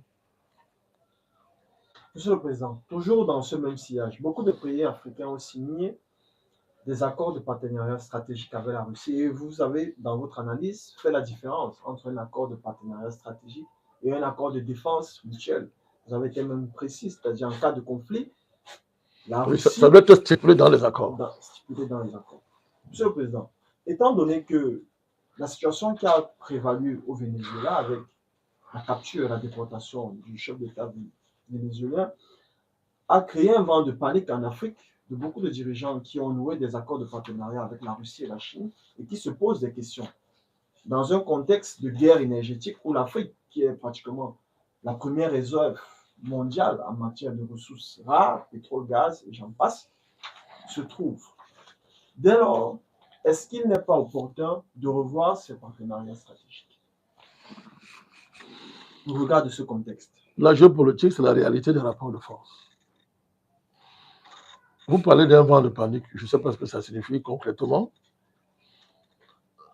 Les souhaits des démocrates africains sont une chose. La réalité des comportements des dirigeants africains est autre chose. Mais cela dit, il y a des vérités dans votre question que je ne peux pas ne pas voir. Votre question est essentielle, elle est très très pertinente. Je commencerai par dire ceci. Il y a 15 ans, le petit homme qui est devant vous, quand nous avons lancé la galerie panafricaniste, j'ai interpellé les dirigeants africains. Je leur ai dit, vous n'aurez pas d'autre solution en dehors du panafricanisme. Vous n'aurez pas d'autre solution en dehors de ce qui est en train de se passer. Je n'ai pas cessé de rappeler ça. Mais qu'est-ce qu'ils ont fait les dirigeants africains? Ils ont voulu instrumentaliser le panafricanisme pour en faire une outil de communication stratégique pour le président en mal de situation. Il y en a qui ont décidé de détruire le panafricanisme. Il y en a qui sont inconséquents. Une fois qu'ils ont le panafricanisme les a permis d'arriver au pouvoir, ils oublient les principes essentiels du combat. Voilà où on s'en trouve. Mais on le regarde, on rit. Il faut être bête pour croire que l'Afrique s'en sortira dans le cadre des relations internationales telles qu'elles sont, sans une géopolitique africaine digne de ce nom. C'est la bêtise. Ils seront tous balayés. Ils vont voir. On ne s'en sortira pas parce qu'on a diversifié les partenariats.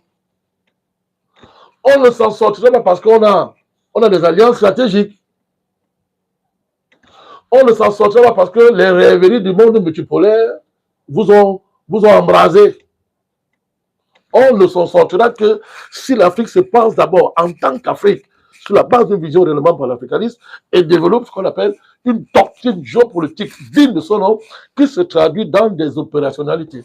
On sait faire ça. Mais qu'est-ce que vous voulez qu'on fasse? Moi, je vous ai dit, moi, je ne cours pas derrière le président. Je ne cours pas derrière le président. On les regarde. On les regarde. Ils ne vont pas s'en sortir, là.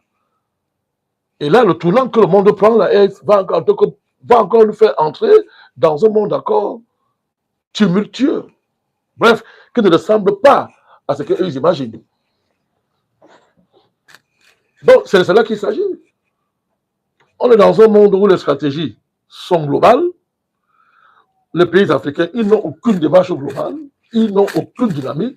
Quand ils sont menacés, c'est là où ils pensent qu'ils peuvent se servir de panafricanisme. Ça fait pitié, ça fait rire.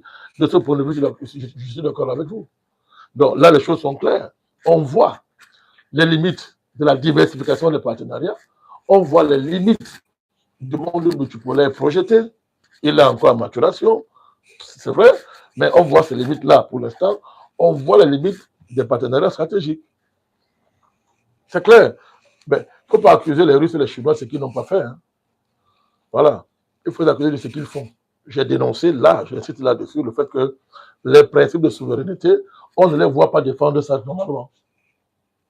C'est clair. Là, la Russie et la Chine devraient faire plus que ce qu'on voit. Au nom de la défense du principe de la souveraineté nationale, qui est au cœur de leur doctrine géopolitique. Et qui est au cœur de les Nations Unies qu'ils prétendent défendre tant. Parce que les Russes défendent beaucoup les Nations Unies, ils croient à ça. La Chine croit aussi en ça. Mais on est où là? Qu'est-ce qu'on observe?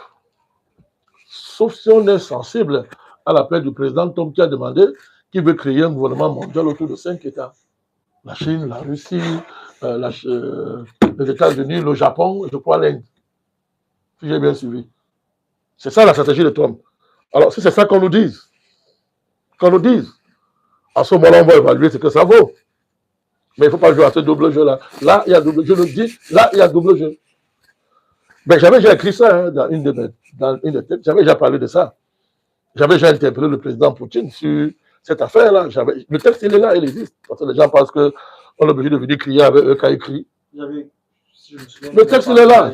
Il est là. Géopolitique de la Russie. Ça, c'était dans un média, mais j'ai écrit un texte où j'ai démontré, j'ai interpellé le président Poutine à partir de ce qu'il a écrit. Je lui ai démontré qu'à ce niveau, ça ne marche pas. Le document introductif du deuxième congrès. Très bien. Il est là, on n'écrit pas une fois, pas deux fois. Mais je dis, on ne va pas crier avec les loups. On ne va pas crier avec les gens. On doit crier quand eux écrivent. Non. Les documents sont là. Donc, une fois qu'on a dit ça, le problème il est plus profond, mes chers amis. À l'entendre de mon propos, j'ai parlé de la non-correspondance entre les hommes et l'homme. Les tentatives d'universalisme que nous a présenté l'Occident, c'est un pis-aller, on voit ce que ça vaut. Il y a un universalisme chinois, parce que les gens se trompent, il y a un universalisme chinois. Il faut lire les documents. Les Russes, chacun parle. Mais on voit très bien aujourd'hui qu'il ne s'agit plus de penser seulement le sort de sa nation. Il s'agit de penser le sort de l'espèce humaine, le sort de l'homme. À ce niveau, on voit très bien les limites de l'offre chinoise, les limites de l'offre russe en la matière, quand on voit l'état du monde. Et quelle est l'urgence, Monsieur le Président? L'urgence, c'est qu'il faut compléter tout ça. Le monde est trop important pour qu'on laisse simplement ça dans les mains des puissances. C'est ça qu'il s'agit, c'est la leçon numéro 1. Les puissants ne peuvent pas régler les problèmes du monde. Les puissants ne peuvent pas penser le monde. Elles en sont incapables parce que tirailler entre leurs intérêts privés en tant que puissance et le rapport qu'elles réussissent à établir entre leurs intérêts et la nécessité de l'universalité, elles ne peuvent pas le faire. Il faut donc que les nations redécouvrent leur véritable vocation. Ça laisse un champ d'invention de la géopolitique. Ça laisse un espace pour inventer la géopolitique. Et ce sont les pays qui ne sont pas puissants qui peuvent le faire. C'est pour ça que nous proposons le panafricanisme. C'est pour ça qu'on a commencé à faire ce qu'on a commencé à faire il y a 15 ans. Mais qui s'est levé contre ça? Les Africains. Là où la France reconnaît la puissance qui a été faite, là où les Occidentaux, ce sont les Africains qui se sont levés contre ça. Qui continuent à se lever. Des idiots comme Pougala, qui racontent tout n'importe quoi. Il dit tout à l'heure, il dit que les Africains doivent se taire. Non, rien à dire. Un petit sous-agent chinois comme ça. Il n'est pas le seul. Les Mbembe, tous ces gens-là. Mais qu'est-ce qu'ils vont dire maintenant? Alors, donc le débat, il est là. C'est pour ça que la solution, c'est le panafricanisme. À défaut de faire l'unité des États africains, il faut une géopolitique africaine. Ce n'est pas négociable, c'est urgent. Et on sait ce qu'il faut faire. On sait ce qu'il faut faire, comment il faut faire ça. Monsieur le Président, nous allons évoluer donc avec les incidences. Bon, le débat, il est là, il faut qu'on voit très bien. Les puissants ne peuvent pas penser l'avenir du monde. Ils ne peuvent pas penser l'homme. C'est ça la profondeur du désenchantement géopolitique dans lequel nous sommes aujourd'hui. Nous avons cru que les puissances étaient nos gendarmes. Les gendarmes du monde. Ils sont gendarmes de rien. Donc, il faut analyser l'offre chinoise, l'offre russe, l'offre américaine, toutes ces choses-là. Et à partir de là, l'apport de l'Afrique, à travers le panafricanisme, c'est devenu combler ce vide. Ce supplément de géopolitique qui manque à la géopolitique mondiale. Écoutez, c'est un supplément d'âme, mais c'est plus qu'un supplément d'âme. Il faut enfin penser l'espèce humaine. Il faut penser l'universalité de l'espèce humaine. Il faut penser la destinée commune de l'homme. Il faut penser à la communauté de destin de l'homme. Ce n'est pas à leur niveau. Les puissants ne peuvent pas faire ça. Elles sont disqualifiées pour le faire. Et ça se voit. Ça se voit. Ce sont les nations qui n'ont rien à perdre parce qu'elles sont petites, parce qu'elles ne sont pas dans la géographie de la géopolitique. Elles ne comptent pas, mais ce sont elles qui ont cette vocation à apporter ce supplément d'âme dans la géopolitique mondiale. Et qui peut mieux faire ça que l'Afrique? Et pour stimuler ça, qui peut faire ça? Qui peut mieux stimuler ça que le panafricanisme? C'est ce qu'on a proposé depuis 15 ans. Mais c'était un crime pour nous de le faire. C'est un crime, c'est un tort de l'avoir fait. Est-ce donc à dire qu'en attendant l'unité pratiquement totale? Je ne parle pas de ça. Je vous ai dit que je ne suis pas kroumaïste. Je veux dire quoi? Krouman, c'est une sommité dans le panafricanisme, c'est une référence de haut niveau, mais sa pensée a des limites. Il y a Garvey qui dit qu'à partir d'un État, on commence une démarche sur le panafricanisme. Et nous, on a démontré que c'est possible. C'est ça l'AES. Mais pour les Africains, sorciers comme ils sont, ils demandent à l'AES de réussir en 2 ans, en 3 ans, ce que leur vassalisation, leur esclavagisation par la France n'a pas réussi en 300 ans. Les Africains là, sorciers comme ils sont là. Ils demandent ça à l'AES.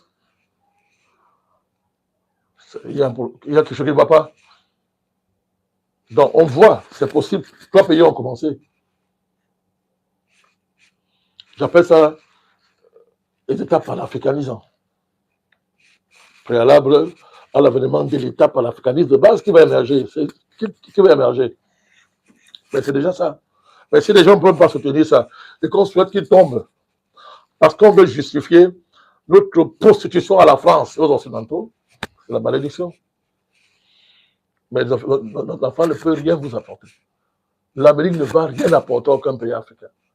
Les Russes ne vous apporteront rien. Les Chinois ne vous apporteront rien. Ce sont des alliances tactiques provisoires. L'Afrique a une vocation dans l'histoire de l'humanité. Le monde vous attend. Le monde vous attend. Vous avez beaucoup insisté sur la pensée ou encore sur l'universalité des projets. Et vous avez remis en question celle des puissances qui ne peuvent pas, apporter cette pensée universelle. Et pour vous, le panafricanisme devrait être comblé ou encore devait venir avec ce supplément géopolitique. Il ne vient pas, il est ça. Oui, mais monsieur le président Banakani, certains peuvent confondre votre analyse à une pensée globaliste. Quel est le caractère réel de cette pensée universaliste que le panafricanisme apporte ou encore viendra combler? Il faut séparer la globalité du globalisme. Le globalisme sont les mondialistes, sont des criminels, on n'a rien à foutre avec les gens comme ça. Mais la globalité est naturellement africaine. C'est vous qui avez initié les gens à la civilisation. C'est vous. C'est l'Afrique qui a initié le monde de la civilisation. Le LNP a fait une conférence il y a quelques années. Planète Terre, village négro-africain. Je rappelais que vous avez été les premiers peuples à toucher la terre de l'humanité, à sacrifier dessus. Et vous avez installé la civilisation partout parce que l'Afrique a colonisé le monde entier.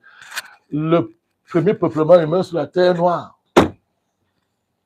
C'est un fait. Il y a plein de débats là-dessus aujourd'hui. Qui est le combat d'arrière-garde, c'est passé. Donc, c'est un fait.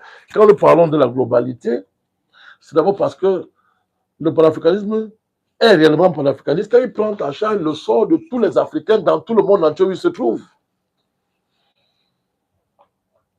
La différence entre la continentalité et ce qu'on peut appeler la maritimité, la maritimité, c'est-à-dire les océans qu'il faut traverser pour aller retrouver nos frères là-bas et consorts, et toute l'histoire qui va avec ça, ça va ensemble tout ça.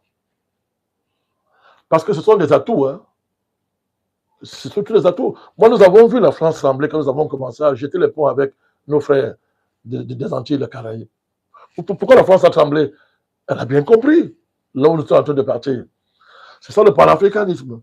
Mais cette prise en compte de ce que j'appelle l'afro-globalité est inséparable, Eugène Diengele, de la nécessité de prendre en charge l'espèce humaine. Il n'y a pas de projet panafricaniste digne de ce nom, du moins à ce début du XXIe siècle, s'il ne prend pas en charge le sort de l'espèce humaine. C'est de ça qu'il s'agit. Voilà pourquoi le NMP est dans des combats que souvent, on m'a demandé, mais pourquoi tu soutiens les Palestiniens? Ça m'a fait j'ai dit, j'ai touché de vous.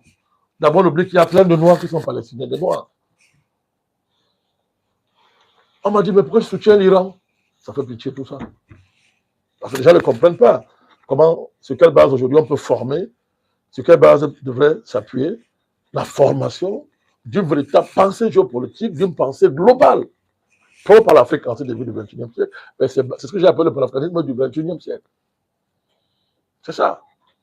On pense les problèmes de l'Afrique à partir de la situation mondiale et vice-versa. Et on ne fera pas allégeance à une géopolitique étrangère. Il ne faut pas allégeance à une géopolitique étrangère. Qu'elle soit russe, qu'elle soit chinoise, jamais. Parce que la vocation de ces géopolitiques n'est pas de nous, ce n'est pas leur rôle. Le rôle de la Russie, ce n'est pas de développer l'Afrique. Ce n'est pas sa mission de la Russie. Le rôle de la Chine, ce n'est pas de développer l'Afrique. Quand ils viennent chez nous, si nous trouvons faibles, on sera encore plus affaiblis. Et cette tendance-là commence à se voir, il faut faire attention. Il faut faire attention. On peut se retrouver dans un global impérialisme qui remplace l'impérialisme historique occidental. C'est un danger qui est réel. C'est un danger qui est réel. Voilà. Alors, ce qui se passe là, avec Maduro, doit être un signal d'alarme fort qui doit, et je suis heureux, ça coïncide avec, on a fait des émissions ici sur le fait que le panafricanisme était à la croisée des chemins. Vous vous rappelez? Bon. Il y a tout ça qui, comme toujours l'avant-gardiste, il y a tout ça qui qui était au cœur de notre démarche. Mais je suis très optimiste. Hein. Je suis très, très optimiste. Monsieur le Président, nous allons donc basculer au dernier axe de cette émission. Parlons du Cameroun, vous êtes un homme politique très avisé et vous êtes également un militant panafricaniste. Vous avez fait la corrélation entre ce qui se passe au Venezuela, loin en Amérique latine, et son incident en Afrique lors de votre analyse. Le Cameroun, dans tout ça, Monsieur le Président, si on regarde la diplomatie camerounaise, elle s'est toujours caractérisée par un mutisme, c'est-à-dire une non-ingérence dans les affaires intérieures, un non-alignement, merci, dans les affaires intérieures d'autres pays et une diversification des partenariats stratégiques avec la Russie, la Chine, le Brésil, la Turquie, j'en passe, avec même les États-Unis.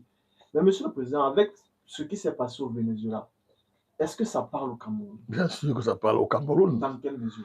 Mais dans la mesure où le non-alignement du Cameroun est sa particularité en matière de diplomatie et au niveau de la stratégie, c'est la diversification des partenariats stratégiques. Mais ça nous parle, puisque toutes les limites que je viens de signaler sont aussi vraies pour le Cameroun. Sont encore plus vraies pour nous parce que nous négocions une succession. Qu'on le veut ou pas, ça s'impose à nous désormais. Donc c'est encore plus vrai pour nous. Il faut bien s'assurer que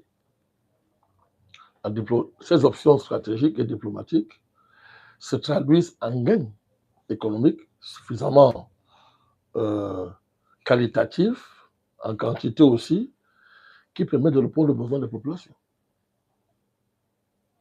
Parce que qu'est-ce qui s'est passé au Venezuela dans le fond du problème? C'est parce que l'impérialisme s'est dit que voilà, il y a suffisamment de Vénézuéliens fâchés contre Maduro. Quand on parle de la question de l'immigration, on dit qu'il y a près de 7 millions de Vénézuéliens qui sont à l'étranger. On en a fait une arme contre Maduro, contre le Venezuela. Ça vous dit rien par rapport au Cameroun? On est presque dans la même situation. C'est la même stratégie qui est en marche contre le Cameroun, dresser la diaspora contre le pays à l'intérieur. C'est la base de ce que on considère qu'il y a assez de mécontents. Il y a assez de gens qui sont fâchés. Mais on ne parle pas de plus de 4 millions, par exemple, de Colombiens qui sont entrés au Venezuela. C'est-à-dire que ceux qui sont partis, c'est contrebalancé par ceux qui viennent. Et votre président vous a dit un jour, vous qui partez, c'est qu'il y en a qui viennent, non? Bon, je l'appelle simplement. Hein. Je n'ai pas dit que je l'appelle simplement. Donc, pour dire que l'enjeu, il est là. Si la diversification des partenariats et la diplomatie de non-alignement ne prennent pas genre ces questions, ça va être dépassé. Comme à un moment donné, le Venezuela s'est senti dépassé. Dépassé, oui. On y est au Cameroun, hein. Je ne sais pas parce qu'il va venir, on y est déjà. La dernière élection présidentielle parle plus que tout. Parle plus que tout au Cameroun. Ça parle plus que tout. C'est le même schéma qui est à l'œuvre. La situation vénézuélienne a quelques détails près. C'est une situation camerounaise. Je dis bien quelques détails près. Je n'ai pas dit que c'est ça. Parce qu'il y a les Tintins qui disent qu'il faut que Trump vienne arrêter le président. Ils rêvent dans leur sommeil. Mais quand on a dit ça, ça n'exclut pas le fait qu'il faut les vraies questions doivent être posées, comme ce que je suis en train de poser là. Après les élections, quelles leçons a-t-on tiré des élections? Vous savez qu'on a tiré les leçons? Quand vous regardez la bourgeoisie administrative qui a Yaoundé, vous avez l'impression qu'ils ont compris le message? Quand vous regardez notre papa, est-ce qu'on a l'impression qu'il a bien compris le message? Quand le président nous dit la jeunesse et les femmes, il met quoi dedans? Ce qu'il met dedans sera à la hauteur des défis géopolitiques qu'on voit là. Il n'est plus bon dans un pays d'avoir beaucoup de mécontents. Et ce n'est pas avoir le football qu'on va empêcher ça. Puisque maintenant votre regard est au Maroc. Il y a des problèmes sérieux qu'on ne règle pas par le bricolage, les choses comme le football et des choses comme ça. C'est sérieux. Donc il est temps d'évaluer, de faire la première évaluation et d'adapter, d'ajuster, de voir, d'adapter à la nouvelle donne. Ça va très vite désormais dans les relations internationales. Ça va très vite dans la géopolitique. Très, très vite. C'est incompatible avec une certaine inertie que le patriarche dénonce très bien d'ailleurs. C'est incompatible avec cette inertie, c'est incompatible avec une stabilité qui devient un fin au lieu d'être un moyen. Alors si la stabilité est une fin, on ne réfléchit plus pour évaluer nos partenariats, à quel niveau, quel est le lien qu'il y a entre ça et l'efficience et l'efficacité nécessaires en termes de satisfaction des besoins de la population et de s'assurer que les mécontents soient toujours inférieurs à ceux qui sont contents. Et en face, on ne dort pas. Ils ne dorment pas. L'Union européenne ne dort pas, la France ne dort pas. À l'heure actuelle, on sait qu'on est pratiquement en guerre avec ces gens, à l'heure actuelle. Donc ça parle au Cameroun. Voilà. C'est une chose pour une fois. Je dis qu'il y a un pays qui nous parle, le Venezuela nous parle. Ça nous parle. Voilà. Cameroun. Merci, Monsieur le Président. Nous sommes au terme de cette édition spéciale consacrée à la situation politique qui prévaut au Venezuela. Ben, je suis très... Je ne voudrais pas terminer sans insister sur ce mot de la fin parce que il faut éviter que nos propos ne soient pas déformés. Je n'ai pas retiré mon soutien au président Trump. Je n'ai pas retiré mon soutien au président Trump. Je le critique sévèrement, je vais continuer à le faire, mais je ne lui ai pas retiré mon soutien. Pourquoi? Parce que je pense qu'on a besoin de finir le travail commencé avec l'État profond. Il faut s'assurer que le président se ressaisisse rapidement et s'assure de ne pas réveiller l'État profond qu'il a prétendu combattre. Et pour le faire, il faut continuer à rassembler les nations. Il faut rassembler les peuples. Il faut rassembler sur le plan géopolitique. L'unilatéralisme américain, c'est de la sauvagerie. Il faut arrêter ça. Il faut arrêter ça.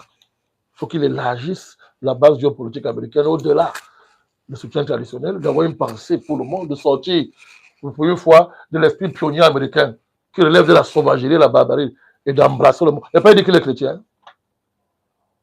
Il ne dit pas qu'il est chrétien. Il va à Bombardier au Nigeria, il dit que c'est pour protéger les chrétiens.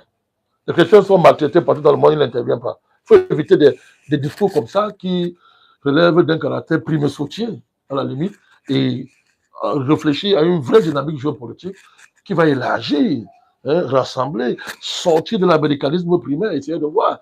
S'il n'en est pas capable, mais ça sera tant pis. Donc, je le critique, mais je ne regrette pas de l'avoir choisi. Je continue à lui. Je ne lui dis pas mon soutien. Je tenais à dire ça. Je voudrais aussi terminer en disant que j'espère que le Cameroun va prendre toute la mesure des dynamiques qui sont en train de changer dans le monde et intégrer ça en interne pour un vrai changement de cap. Voilà. Voilà qui est bien dit, Monsieur le Président, pour le thème de cette émission. Le camarade Edjengele va se prêter à la synthèse de tout ce que vous avez dit tout au long de cette émission. Merci Jules Boyamoussou, surtout pour nos internautes qui nous prennent des défis. Et nous savons que face au président Barakani, c'est toujours très dense et riche.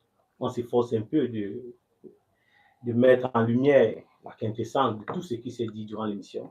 Donc, dès l'entame, concernant dans l'état du monde, contexte qui prévaut dans le monde entier, pour le président Barakani, le monde et l'humanité ensemble ont perdu leurs repères. Pour le président Barakani, il parle d'un deuxième cycle de désenchantement, mondialisation des forces économiques qui n'a pas débouché sur une mondialisation du destin humain. Le président Barakani, il n'y a plus de repères, l'homme est déchiré et déchiqueté.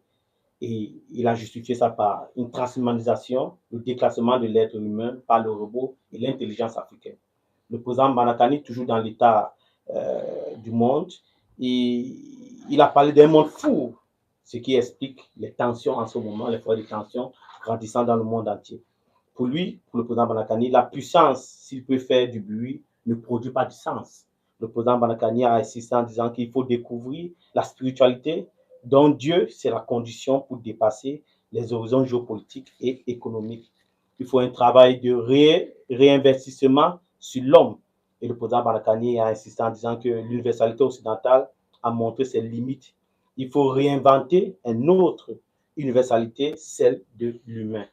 Le président Barakani, concernant le soutien à Trump, il a reprécisé qu'il ne regrette pas d'avoir soutenu Trump. Et soutenir Trump pour lui, il ne veut pas dire être trumpiste. Et il a dit, on peut soutenir quelqu'un pour mieux le combattre. Il a appelé ça la pensée complexe. Le président Barakani a poursuivi en disant qu'en géopolitique, il faut savoir choisir entre l'urgence et la priorité. Et il dit que la priorité était de mettre fin à l'avancée mondialiste et l'urgence était de choisir le moins mal. Et c'était Donald Trump.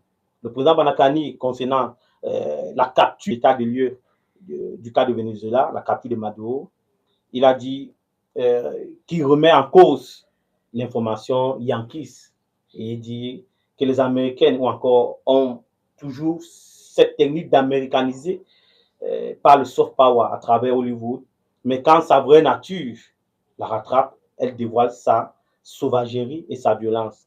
Et il dit on ne peut pas prendre pour sérieux une nation qui a le mensonge pour propre fond. Il faut prendre du recul au récit officiel sur le cas du Venezuela. Il a poursuivi, toujours dans la capture de Maduro, en précisant que, par contre, le narco-État, par essence, c'est les États-Unis et non le Venezuela. Il a parlé des dénonciations du droit américain extraterritorial. Le président Banakani a continué dans le cadre de cette émission concernant le Venezuela. Il a dit que le Venezuela subit aujourd'hui une prédation, et a toujours subi une prédation occidentale. Et cette prédation signifie prendre ce qui ne t'appartient pas. C'est les États-Unis. Les États-Unis, c'est l'empire qui refuse de mourir. C'est en partie ce qui justifie aussi cette action menée le 30 janvier au Venezuela. Pour le président Banakani, ce qui se passe au Venezuela, rien ne s'est passé pour lui, rien ne s'est passé. Il a dit que c'est un film et que nous sommes dans un film hollywoodien.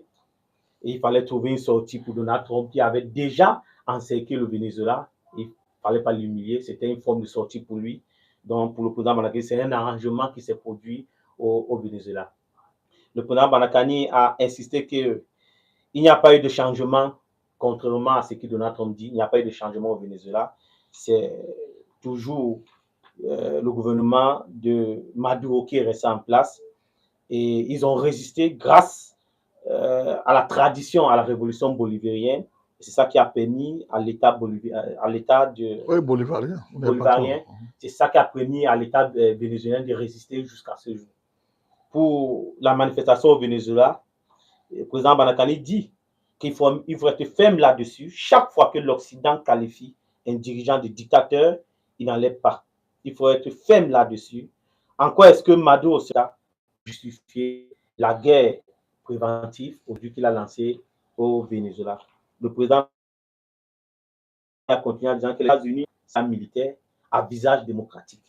Pour les amis géostratégiques du Venezuela, le président Banakani a précisé que le processus de dédollarisation est réel.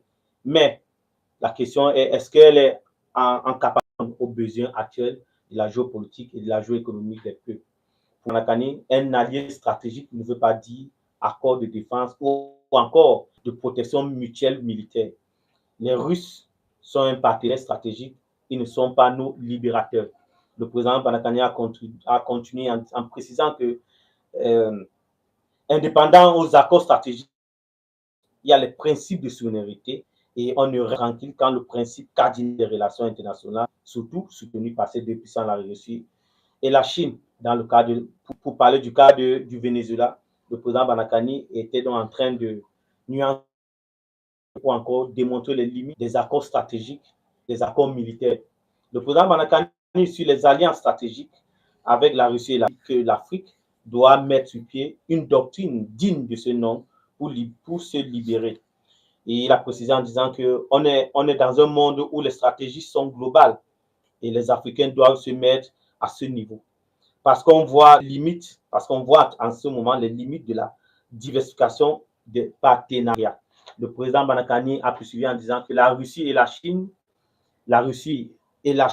je vais dire, ont un projet universaliste limité parce que les puissances ne peuvent pas penser l'avenir du monde, ils ne peuvent pas penser l'homme.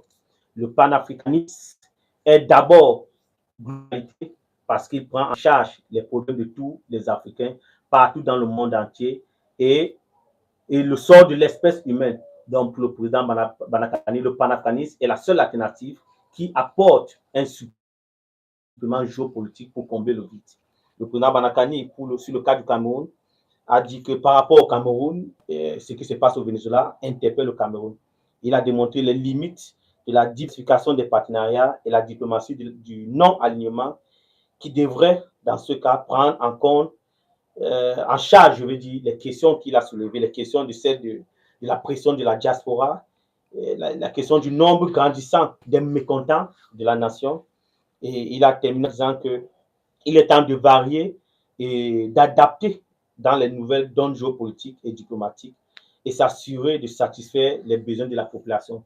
Et toujours garantir à ce que les mécontents ne doivent pas dépasser les contents. Et pour terminer, il est revenu sur une précision qu'il a voulu que ça soit clair sur le soutien à Donald Trump, que jusqu'à présent, il n'a pas retiré son soutien à Donald Trump. C'était donc la quintessence de cette émission. Vous terminez avec la manipulation de l'intelligence artificielle. Comme vous pouvez mettre en rapport avec ce qui se passe, même sur la question vénézuélienne. Prenez le cas du Cameroun.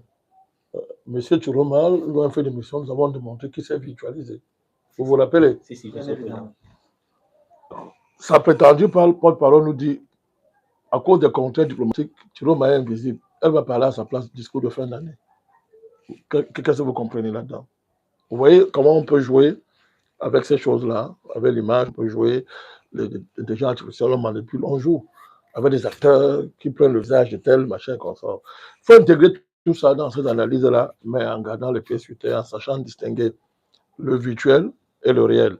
Les tentatives de virtualiser le réel pour telle cause ou pour telle autre cause. Il faut savoir distinguer le réel. Voilà, c'est un exemple que j'ai pris, hein, mais il est vivant devant nous. Voilà. Quelqu'un a 35% aux élections, après il disparaît. Les gens parlent à sa place. Merci, Monsieur le Président.